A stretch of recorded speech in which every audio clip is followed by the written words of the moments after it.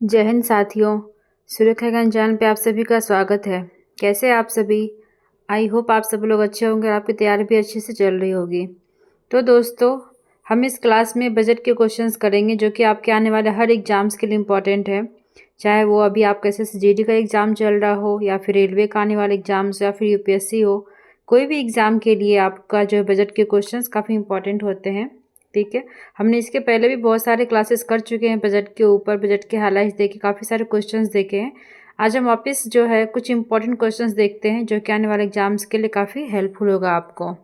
ठीक है, तो अभी जो है हमारे फाइनेंस मिनिस्टर तो कौन, निर्मला सीतारमन ने लगातार 8वीं बार अपना बजट पेश किया है। ठीक है, और ये पहले सबसे पहले इन्होंने कब किया था? तो 2019 में। ठीक है, इन्होंने सबसे पहले 2019 में बजट पेश किया था, फिर 2020 में, फिर 21 में, फिर 22 में, उसके बाद इन्होंने 23 में, फिर 24 में, फिर 2024 के जुलाई में इंटरिम बजट पेश किया था। 2025 में इन्होंने अपने मोदी कार्यकाल के तीसरे बजट को, नहीं, मोदी कार्यकाल के लगातार दूसरे बजट को इन्होंने पेश किया अभी 1 फरवरी 2025 को। ठीक है, तो ये बोलेंगे हम मोदी कार्यकाल के लगातार तीसरे कार्यकाल का दूसरा बजट इन्होंने पेश किया है, क्योंकि जुलाई 2024 में जो पेश किया गया था वो एक इंटरिम बजट था, क्योंकि इलेक्शन के जस्ट बाद पेश हुआ था। ठीक है, तो अभी जो है अभी हमारा ये 8वां बजट है टोटल कुल, जो अभी तक निर्मला सीतारमन ने खुद से पेश किया है। 2025-26 का लगातार 8वां बजट है। इसमें उन्होंने क्या क्या लक्ष्य के ऊपर ध्यान दिया गया है? तो गरीब, युवा, अन्नदाता और नारी शक्ति को सशक्त बनाना इनका लक्ष्य है। दूसरा है कृषि, MSME, निवेश और निर्यात को बढ़ावा देना। तीसरा है भारत के बढ़ते मध्यम वर्ग की क्रय शक्ति यानी परचेजिंग पावर को बढ़ाना। चौथा है प्राइवेट सेक्टर में निवेश को बढ़ावा देना, ताकि अधिक से अधिक जो प्राइवेट सेक्टर है वो इन्वेस्टमेंट कर सके और लोगों को रोजगार मिल सके। पांचवा है घरेलू बाजार में सुधार लाकर अर्थव्यवस्था को मजबूत करना। उसके बाद है विकसित भारत के सपने को साकार करना। तो दोस्तों, हम सभी ने बजट का स्कीम देखा, हमने पहले भी आपको बताया है। विकसित भारत क्या है? इस साल बजट 2025-26 के बजट का थीम है विकसित भारत। ठीक है, तो अभी हमने यहाँ पे ये देखा है। अभी हम देखते हैं जर्नी ऑफ डेवलपमेंट क्या क्या है। तो सबसे पहले बजट में ये बताया गया कि इसका डेवलपमेंट का इंजन क्या क्या है। तो क्या क्या है हमारा? एग्रीकल्चर।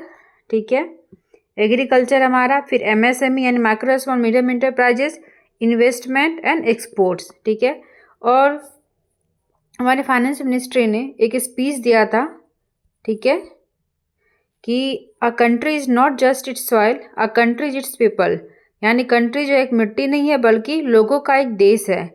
तो आप इस स्टेटमेंट को याद रखेंगे, एग्जाम्स में से पूछ सकते हैं कि फाइनेंस मिनिस्टर ने अपने बजट के दौरान कौन से सेंटेंस को कहा था। ऐसे क्वेश्चंस भी आप एग्जाम में पूछ सकते हैं। ठीक है, चलिए, तो अभी हम ये थोड़ा सा बेसिक चीज़ें देख लिए हैं। अब हम आज का पहला क्वेश्चन स्टार्ट करते हैं।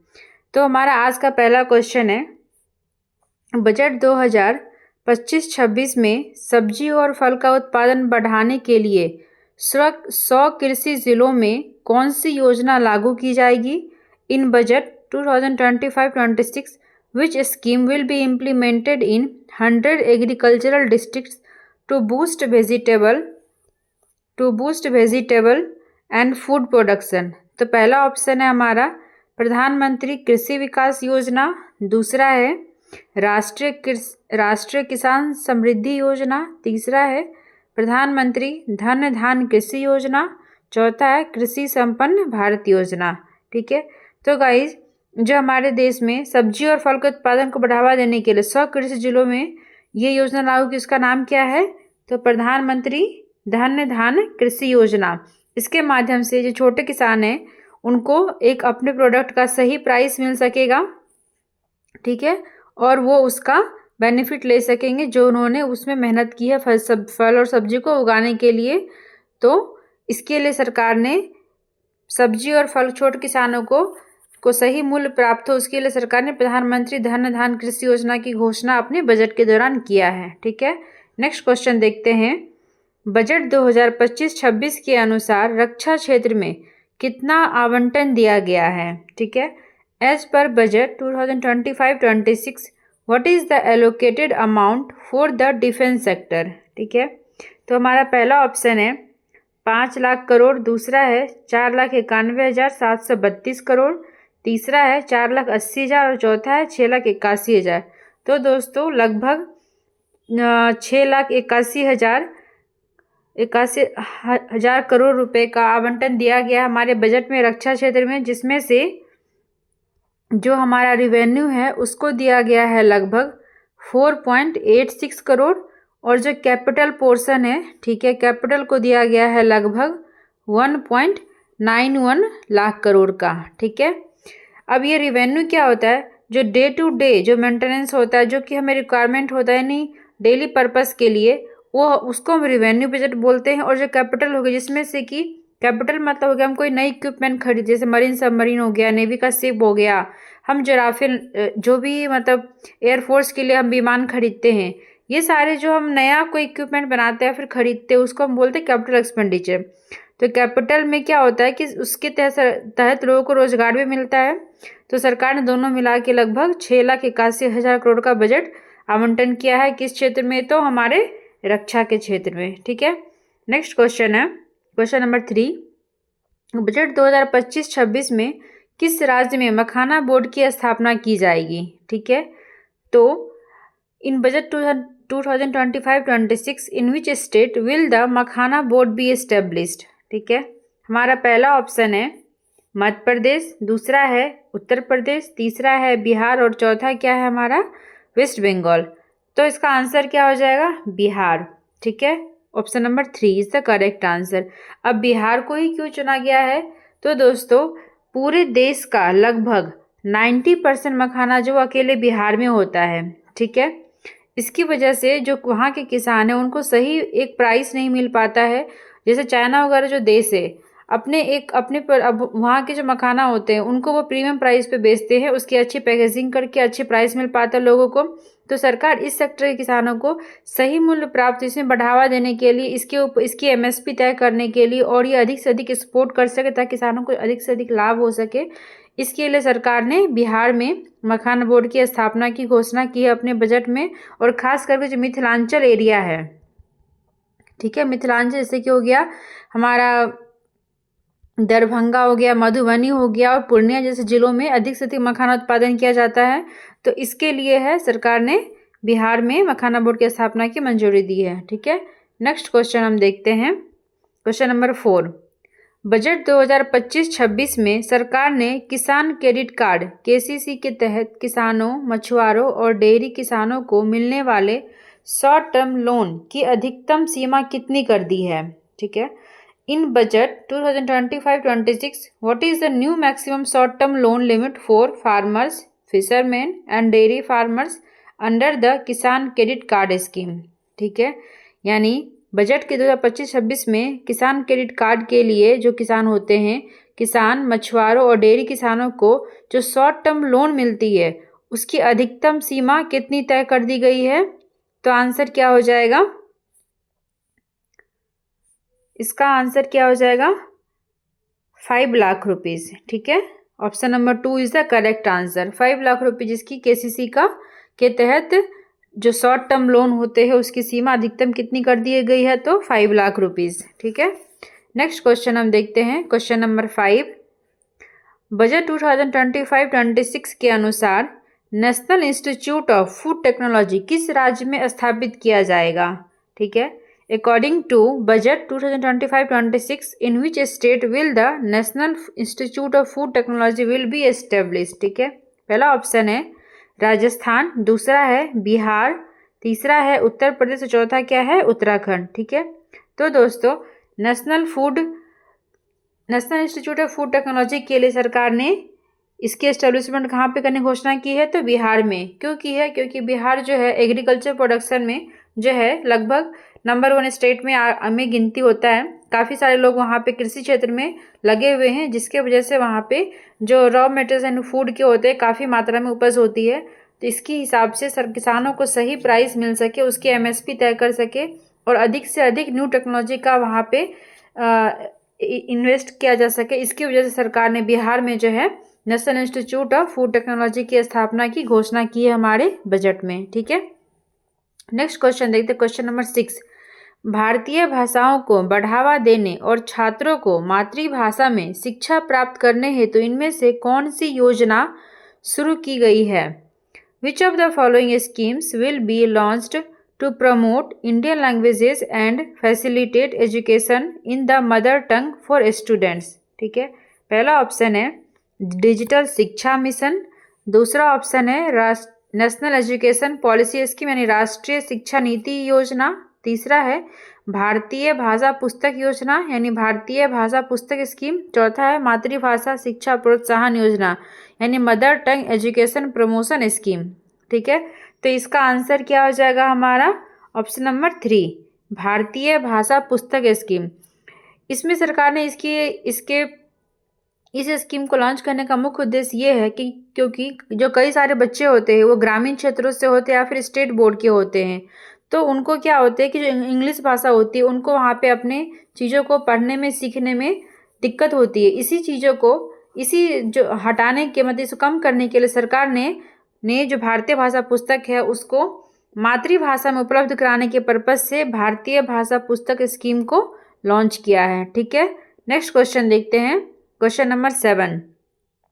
बजट 2025-26 में अगले 5 वर्षों में 50,000 सरकारी स्कूलों में छात्रों में नवाचार और वैज्ञानिक सोच को बढ़ावा देने के लिए किस प्रकार की लैब स्थापित करने की घोषणा की गई है? ठीक है, तो हमारा पहला ऑप्शन है आर्टिफिशियल इंटेलिजेंस लैब, दूसरा है रोबोटिक रिसर्च लैब, तीसरा है साइंस एक्सपेरिमेंट लैब और चौथा क्या है अटल टिंकरिंग लैब। ठीक है, तो इसका आंसर क्या हो जाएगा हमारा? ऑप्शन नंबर 4 यानी अटल टिंकरिंग लैब यानी सरकार की जो योजना है 50,000 सरकारी स्कूलों में लगभग जो उनका नया इनोवेशन और जो साइंटिफिक सोच होते हैं यानी साइंटिस्ट की मतलब जिस तरीके से सोचते हैं उसको बढ़ावा देने के लिए लगभग 50,000 सरकारी स्कूलों में अटल टिंकरिंग लैब की स्थापना करने की घोषणा की है अपने बजट में। ठीक है, तो आंसर क्या हो जाएगा? ऑप्शन नंबर 4 अटल टिंकरिंग लैब। ठीक है, नेक्स्ट क्वेश्चन देखते हैं, क्वेश्चन नंबर 8। बजट 2025-26 में शिपिंग इंडस्ट्री, पोर्ट इंफ्रास्ट्रक्चर और कोस्टल डेवलपमेंट को मजबूत करने के लिए सरकार ने इनमें से किस फंड को स्थापित करने की घोषणा की है? ठीक है, तो इसका आंसर क्या हो जाएगा हमारा? इंग्लिश में पढ़ती हूँ। In budget 2025-26 which fund has the government announced to strengthen the shipping industry, port infrastructure and coastal development. ठीक है, तो पहला ऑप्शन है मैरीटाइम डेवलपमेंट फंड, दूसरा है नेशनल लॉजिस्टिक फंड, तीसरा है ब्लू इकोनॉमी फंड और चौथा क्या है इंडियन कोस्टल इंफ्रास्ट्रक्चर फंड। तो दोस्तों सबसे पहली बात, जो हमारा इंडिया का व्यापार होता है, जो निर्यात एक्सपोर्ट करते हैं हम, लगभग 90% क्या होते हैं वो पानी के माध्यम से करते हैं, समुद्री रास्तों से करते हैं। लेकिन जो हमारा पोर्ट है, जो हमारे समुद्री तट का एरिया है वो काफ़ी ज़्यादा डेवलप नहीं है, तो उसकी वजह से सरकार उसको फंडिंग देने के लिए यहाँ पे मैरीटाइम डेवलपमेंट फंड की स्थापना की घोषणा की है। ठीक है, आंसर क्या हो जाएगा? Option number A maritime development fund. ठीक है, नेक्स्ट क्वेश्चन देखते हैं, क्वेश्चन नंबर 9। बजट 2025-26 में 15,000 करोड़ के स्वामी फंड 2 का मुख्य उद्देश्य क्या है? What is the primary objective of the rupees 15,000 crore Swami fund 2 in budget 2025-26? यानी कि जो स्वामी फंड, इसका फुल फॉर्म होता है special window for affordable and mid income housing. ठीक है, यानी 15,000 करोड़ के स्वामी फंड 2 का मुख्य उद्देश्य क्या है? तो पहला ऑप्शन है सिर्फ लग्जरी हाउसिंग को बढ़ावा देना, प्रमोटिंग ओनली लग्जरी हाउसिंग, दूसरा है रियल एस्टेट डेवलपर्स को सीधे वित्तीय सहायता देना, providing direct financial aid to real estate developers, तीसरा है बिल्डिंग न्यू हाउसिंग सोसाइटी और चौथा है completion of stalled housing project यानी अधूरे हाउसिंग प्रोजेक्ट को पूरा करना। तो आंसर क्या हो जाएगा हमारा? ऑप्शन नंबर 4 यानी अधूरे हाउसिंग प्रोजेक्ट को पूरा करना। दोस्तों ये क्यों किया गया है? क्योंकि जो काफ़ी सारे बिल्डर्स होते हैं, कभी उनको समय पे बैंक से लोन नहीं मिल पाता है या फिर वो किसी कारण से प्रोजेक्ट को पूरा नहीं कर पाते, तो लोगों को उसका मकान नहीं मिल पाता और ना ही उसके पैसे मिल पाते। तो इसी वजह से जो जो लोगों को जो लॉस होता है, सरकार उसी लॉस को कम करने के लिए जो सरकार ने स्वामी फंड 2 योजना के तहत 15,000 करोड़ रुपए की मंजूरी दी है, ताकि जो लोग का अधूरे घर जो प्रोजेक्ट बचा हुआ उसको पूरा कर सके, लोगों को समय पे अपना घर मिल सके। ठीक है, तो ऑप्शन 4 क्या हो जाएगा इसका करेक्ट आंसर। नेक्स्ट क्वेश्चन है, भारत में दूसरा gene bank for crops germplasm स्थापित करने का मुख्य उद्देश्य क्या है? यानी what is the primary objective of establishing India second gene bank crops germplasm. तो पहले हम देखते हैं कि जीन बैंक होता क्या है। देखिए दोस्तों, जो जीन होता है इसका मतलब ये है कि हम करीबन 10 लाख बीजों को, ठीक है, 10 लाख जो बीज है उसको संरक्षित करेंगे, जर्मोप्लाज्म करेंगे, ताकि हम भविष्य में जो उन्नत किस्म के बीज होते हैं, अगर कोई पौधा या जो भी किसी प्रजाति का बीज अगर धरती से विलुप्त हो जाता है, तो हम उस कंडीशन में जीन बैंक से हम उस बीज को निकाल करके वापस से उसको हम उगा सकते हैं और हमें इसका बेनिफिट मिल सकता है। तो सरकार ने इस पर्पस के हिसाब से ही जीन बैंक फॉर क्रॉप्स जर्मोप्लाज्म स्थापित करने का लक्ष्य रखा है। तो इसका पहला ऑप्शन है इंक्रीजिंग केमिकल फर्टिलाइजर प्रोडक्शन, दूसरा है प्रोवाइडिंग सब्सिडीज टू फार्मर्स, तीसरा है फसलों की आनुवांशिक विविधता को संरक्षित करना यानी preserving the genetic diversity of crops, चौथा है कृषि मशीनरी के लिए वित्तीय सहायता यानी providing financial support for agriculture machinery coastal infrastructure fund. तो हमने क्या बोला, बीज को संरक्षित करना है, तो आंसर क्या हो जाएगा ऑप्शन नंबर 3 यानी preserving the genetic diversity of crops. ठीक है, यानी option 3 is the correct answer. Next question देखते हैं, क्वेश्चन नंबर 11, बजट 2025-26 में ज्ञान भारतम मिशन का मुख्य उद्देश्य क्या है? यानी what is the primary objective of the Gyan Bharatam mission introduced in budget 2025-26। ठीक है, यानी ज्ञान भारतम मिशन। तो हमारा पहला ऑप्शन है नई शिक्षा नीति या न्यू एजुकेशन पॉलिसी के तहत पाठ्यक्रम सुधार, दूसरा है वैज्ञानिक अनुसंधान के नया डिजिटल डाटाबेस तैयार करना, तीसरा है भारतीय विश्वविद्यालय में नए पुस्तकालय का निर्माण और चौथा है भारत के प्राचीन पांडुलिपियों का डिजिटलीकरण और संरक्षण करना।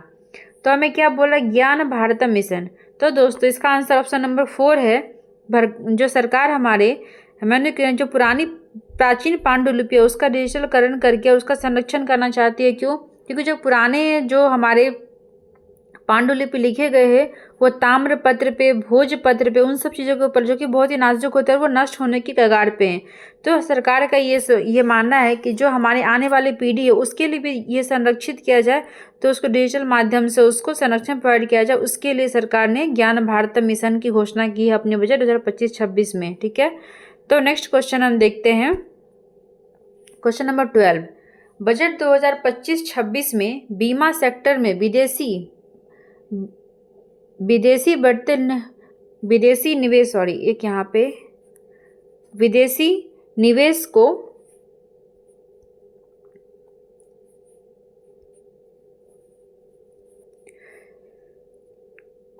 निवेश FDI की सीमा को 74% से बढ़ाकर कितना प्रतिशत कर दिया गया है? यानी कि in budget 2025-26 the foreign direct investment limit and FDI limit in the insurance sector has been increased from 74% to 8%। ठीक है, तो सबसे पहले बीमा सेक्टर में क्या है, जो हमारे प्रीवियस लिमिट था वो कितना था 74%, सरकार ने उसको बढ़ा के 100% किया है। वो क्यों किया है? ताकि अधिक से अधिक जो है विदेशी कंपनी भी उसमें अपना इन्वेस्टमेंट कर सके, ताकि लोगों को अच्छी से अच्छी बीमा का लाभ मिल सके। दूसरी बात है लोगों को रोजगार यानी एम्प्लॉयमेंट भी मिल सके। ठीक है, तो इसके पर्पज से सरकार ने इसकी लिमिट को 74% से बढ़ा करके 100% कर दिया गया है। ठीक है, आंसर क्या हो, option number 4।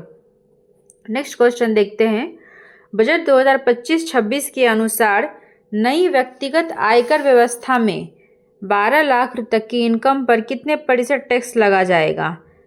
As per the new personal income tax system in budget 2025-26, what is the applicable tax rate for the income up to ₹12%? ठीक है, तो हमने न्यूज़ में बहुत देखा है कि 0% टैक्स तक कोई छूट नहीं। दूसरा ऑप्शन है 5%, तीसरा 10% और चौथा क्या है 15%। आंसर क्या हो जाएगा हमारा 12 लाख, यानी 12 लाख इनकम तक में हमें कोई भी टैक्स नहीं देना है। ठीक है। अब यहाँ पे एक और चीज़ होता है स्टैंडर्ड डिडक्शन। ठीक है, इसमें क्या होता है, सरकार ने 75,000 तक के जो हमारा स्टैंडर्ड डिडक्शन है वहाँ तक, यानी 12 लाख, यानी आपका सैलरी अगर 12.75 लाख है तो भी आपको टैक्स नहीं देना पड़े, क्योंकि ये 75 लाख क्या हमें स्टैंडर्ड डिडक्शन के तहत ये हमारा माफ़ हो जाएगा। ठीक है, तो आंसर क्या हो जाएगा ऑप्शन नंबर ए। और ये स्टैंडर्ड डिडक्शन की लिमिट पहले क्या थी, तो पहले था ये 50,000। ठीक है, यानी पहले उसको सरकार ने बढ़ा करके 75,000 किया है, और सीनियर सिटीजन के लिए यही लिमिट उन्होंने 1 लाख किया है, यानी 50,000 का डबल 1 लाख कर दिया है। ठीक है, तो आंसर क्या हो जाएगा हमारा ऑप्शन नंबर ए इस क्वेश्चन का, कि 12 लाख तक कोई टैक्स नहीं दिया जाएगा। ठीक है, नेक्स्ट क्वेश्चन देखते हैं। हम यहाँ पे इनकम टैक्स वाला थोड़ा सा देख लेते हैं क्या क्या है। अभी हमने देखा 12 लाख तक कोई इनकम टैक्स नहीं है। ठीक है, अभी आप पूछेंगे कि जो फिर यहाँ पे जो 4 लाख है नील है, फिर 4 से 8 लाख में 5% है, 8 से 12 लाख में 10% है, और 12 से 16 लाख 15% है, फिर 16 से 20 में 20% है, 20 से 24 लाख इनकम में 25% है, और ग्रेटर देन 30% है।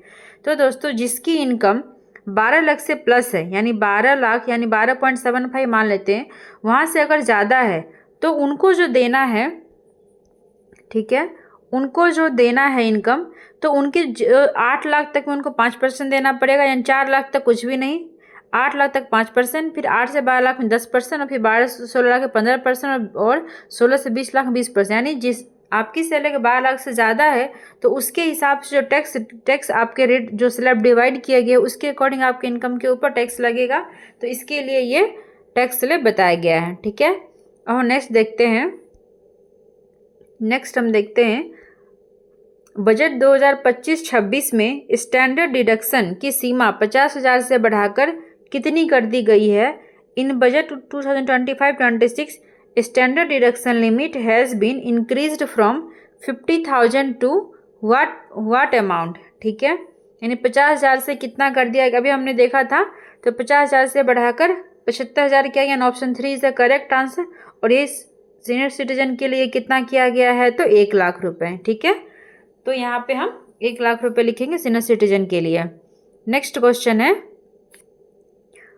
बजट 2025-26 में नई व्यक्तिगत आयकर व्यवस्था के अनुसार 12 लाख से 16 लाख तक की आय पर कितना टैक्स लागू होगा। एज पर the new personal tax structure in budget 2025-26 what is the applicable tax rate for income between 12 lakh and 16 lakh. ठीक है, तो अभी हमने देखा था कि 12 लाख तक की कोई इनकम नहीं है, 12 से 16 लाख में कितना दिया जाएगा। ठीक है, तो इसका आंसर पहला ऑप्शन है 20%, दूसरा है 15%, तीसरा है 20%, चौथा क्या है 5%। अभी हमने देखा था जो यहाँ पे 12 से 16 लाख के बीच में कितना है हमारा, तो 15%। ठीक है, तो इसका आंसर क्या हो जाएगा हमारा ऑप्शन नंबर 2, यानी कि 15%, यानी option number 2 15% is the correct answer. 12 lakh से 16 लाख के बीच आपकी इनकम है तो। ठीक है, नेक्स्ट क्वेश्चन हम देखते हैं। बजट 2025-26 में किराए पर कटने वाले TDS की सीमा को 2.4 लाख से बढ़ाकर कितना लाख कर दिया गया है। ठीक है, in budget 2025-26 the TDS on rent exemption limit has been increased from 2.40 lakh to how much. पहला ऑप्शन है 6 लाख, दूसरा है 5 लाख, तीसरा है 8 लाख, चौथा क्या है 4 लाख। आंसर क्या हो जाएगा हमारा इसका 6 लाख, यानी 6 लाख तक की लिमिट तक अभी आपको कोई भी इनकम टैक्स नहीं देना है। ठीक है, ये छोटे इससे होगा क्या, जो छोटे किराएदार हैं, जो छोटे लोग जो है उनको ये इनका फ़ायदा होगा, जो कि पहले 2,40,000 से अधिक होने पर TDS कटता था, अब वो यहाँ पे नहीं कटेगा। ठीक है, तो इसका आंसर क्या हो जाएगा ऑप्शन नंबर 6 लाख रुपीज़। ठीक है, नेक्स्ट क्वेश्चन है बजट 2025-26 में आयकर रिटर्न यानी ITR दाखिल करने की समय सीमा को 2 साल से बढ़ाकर कितने साल कर दिया गया है। ठीक है, तो एज पर budget 2025-26 the time limit for filing income tax return has been extended from 2 years to how many years, ठीक है। तो आंसर क्या हो जाएगा हमारा ऑप्शन नंबर 4 यानी 4 ईयर्स, ठीक है। यानी पहले जो था 2 साल था ITR रिटर्न करने का टाइम पीरियड, अब उसे बढ़ा के 4 साल कर दिया गया है, ठीक है, बजट 2025-26 में। तो option 4 is the correct answer. Next question है, बजट 2025-26 के अनुसार सक्षम आंगनवाड़ी और पोषण 2.0 योजना के लिए कितने करोड़ रुपए का आवंटन किया गया है, ठीक है। तो पहला ऑप्शन है 25,000 करोड़, दूसरा है 18,500 करोड़, तीसरा है 30,000 करोड़, चौथा है 21,960 करोड़। आंसर क्या हो जाएगा हमारा ऑप्शन नंबर 4 यानी 21,960 करोड़। यानी आंगनवाड़ी और पोषण 2.0 योजना के लिए सरकार ने 21,960 करोड़ का आवंटन दिया है बजट 2025-26 में, ठीक है। नेक्स्ट क्वेश्चन देखते हैं। नेक्स्ट क्वेश्चन क्या है, बजट 2025-26 के अनुसार जल जीवन मिशन के लिए कितने करोड़ रुपए का आवंटन किया गया है। एज पर budget 2025-26 what is the allocated amount for the Jal Jeevan mission. तो पहला ऑप्शन है 75,000 करोड़, दूसरा है 62,500 करोड़, तीसरा है 67,000 करोड़, चौथा क्या है 50,000 करोड़। इसका आंसर क्या हो जाएगा हमारा ऑप्शन नंबर 3 यानी 67,000 करोड़। इसका मतलब क्या है कि हर घर जल होना, हर घर पेयजल उपलब्ध कराना इस जल जीवन मिशन का लक्ष्य है। अभी कई सारे स्टेट ने इस लक्ष्य को पूरा कर लिया है, लेकिन जहाँ पे नहीं पूरा हुआ है सरकार ने उसके लिए 67,000 करोड़ रुपए का आवंटन दिया है बजट में, ठीक है। तो आंसर क्या हो जाएगा ऑप्शन नंबर 3। नेक्स्ट क्वेश्चन देखते हैं, बजट 2025-26 के अनुसार शिक्षा के लिए कितने करोड़ रुपए का आवंटन किया गया है। एज पर the budget 2025-26 what is the allocated amount for the education sector. तो पहला ऑप्शन है 1,15,000 करोड़, दूसरा है 1,10,000 करोड़, तीसरा है 1,28,650 करोड़, चौथा क्या है 1,12,899 करोड़। तो आंसर क्या हो जाएगा हमारा 1,28,650 करोड़ दिया गया है न्यू जो हमारा एजुकेशन सेक्टर में, जिसमें कि NEP या न्यू एजुकेशन पॉलिसी को बढ़ावा देने के, उसको पूरी तरह से लागू करने के लिए और बेहतर से बेहतर शिक्षा को बच्चों को दिया जा सके, उसके लिए सरकार ने 1,28,650 करोड़ का आवंटन दिया है, जो कि लास्ट ईयर से काफ़ी बेहतर आवंटन दिया गया शिक्षा के क्षेत्र में, ठीक है। नेक्स्ट क्वेश्चन देखते हैं, क्वेश्चन नंबर 21, वित्तीय बजट 2025-26 में वित्तीय घाटा यानी फिस्कल डेफिसिट का लक्ष्य कितना रखा गया है। एज पर the budget 2025-26 what is the target for the fiscal deficit, ठीक है। तो फिस्कल डेफिसिट होता क्या है, जो हमारा टोटल रेवेन्यू होता है माइनस टोटल एक्सपेंडिचर, ठीक है, और जो हमारा बोरोइंग है उसको माइनस कर देंगे तो हमें फिस्कल डेफिसिट मिलता है, ठीक है। तो हमारा फिस्कल डेफिसिट में क्या है, जो टारगेट कितना रखा गया है, पहला ऑप्शन है 4.4%, दूसरा है 4.8%, तीसरा है 4%, चौथा क्या 5%। आंसर क्या हो जाएगा हमारा ऑप्शन नंबर ए यानी 4.4 रखा गया है हमारे फिस्कल डेफिसिट का लिमिट, ठीक है। नेक्स्ट क्वेश्चन देखते हैं, बजट 2025-26 के अनुसार इनमें से कौन सा कथन सरकार की आय यानी रिवेन्यू से संबंध में गलत है। तो एज पर the budget 2025-26 which of the following statements regarding government revenue is incorrect. पहला ऑप्शन है GST से 18% का रिवेन्यू प्राप्त होता है, दूसरा है कॉर्पोरेट टैक्स से गवर्नमेंट को 10% रेवेन्यू प्राप्त होता है, तीसरा है सरकार को इनकम टैक्स से 22% रेवेन्यू प्राप्त होता है, और चौथा क्या है बोरोइंग एंड अदर लायबिलिटी से गवर्नमेंट को 24% पैसा प्राप्त होता है। तो दोस्तों सबसे पहले हम ये देख लेते हैं कि सरकार को पैसा आधा कहाँ कहाँ से है, ठीक है। तो हम यहाँ पे देखेंगे रुपीज़ कहाँ कहाँ से आता है। इनकम टैक्स से कितना आता है हमारा 22%, ठीक है, इनकम टैक्स से 22%, बोरोइंग एंड अदर लायबिलिटीज से 24%, नॉन टैक्स रिसिप्ट से 9%, नॉन डेप्ट कैपिटल रिसिप्ट से 1%, कस्टम से 4%, कॉर्पोरेशन टैक्स से 17%, GST से 18% और यूनियन एक्साइज ड्यूटी से 5%, ठीक है। तो जो हमारा ऑप्शन था उसमें क्या था, जो हमारा कॉर्पोरेट टैक्स से 10% और यहाँ पे क्या दिया है कॉर्पोरेट टैक्स से 17%, ठीक है। तो इसका आंसर क्या हो जाएगा, वो पूछ रहा हमसे गलत स्टेटमेंट कौन सा है, ठीक है। तो आंसर क्या हो जाएगा हमारा कॉर्पोरेट टैक्स गवर्नमेंट से 10% की जगह यहाँ पे क्या होना चाहिए 17%, या इसके लिए option 2 is the correct answer, ठीक है। नेक्स्ट क्वेश्चन देखते हैं, बजट 2025-26 के अनुसार इनमें से कौन सा कथन सरकार की व्यय यानी एक्सपेंडिचर के संबंध में गलत है? ठीक है, एज पर budget 2025-26 which of the following statements regarding government expenditure is incorrect? तो पहला ऑप्शन है सरकार का डिफेंस के क्षेत्र में 3% पैसा खर्च होता है। दूसरा है state share and taxes and duties में सरकार का 22% पैसा खर्च होता है। तीसरा है इंटरेस्ट पेमेंट में सरकार का 20% पैसा खर्च होता है। चौथा है पेंशन पर सरकार का 4% पैसा खर्च होता है। ठीक है, यानी यहाँ पे हमसे पूछ रहा है कि एक्सपेंडिचर के लिए कौन सा कथन गलत है। तो पहले हम ये देख लेते हैं कि एक्सपेंडिचर में सरकार का पैसा कहाँ कहाँ जाता है। ठीक है, तो हम पहला देखेंगे अदर जो पेंशन में कितना 4%, ये ऑप्शन सही हो गया। अदर एक्सपेंडिचर में कितना 8%। सेंट्रली स्पॉन्सर्ड स्कीम में कितना आता है 8%। Finance commission and other transfers में कितना आता है 8%। State share of taxes and duties में कितना 22% जाता है। डिफेंस में 8%। मेजर सब्सिडीज में 6%। Central sector scheme excluding capital outlay on defence and subsidy 16%। और इंटरेस्ट पेमेंट जाता है 20%, यानी एक सरकार का मेजर पोर्शन जाता है इंटरेस्ट में 20%। ठीक है, अब हम देखते हैं जो हमारा इसका आंसर क्या बोल रहा है। तो डिफेंस क्षेत्र में कितना देखा है यहाँ पे 8%। ठीक है, और यहाँ पे कितना दिया हुआ है हमारा यहाँ पे 3%। तो ऑप्शन क्या हो जाएगा, ऑप्शन पहला हमारा इसका आंसर सही हो जाएगा। लेकिन यहाँ पे डिफेंस के क्षेत्र में 3% पैसा देता है, ये गलत है क्योंकि इसकी जगह पे मिलता है कितना एक्चुअली में, तो 8%। ठीक है, नेक्स्ट क्वेश्चन देखते हैं।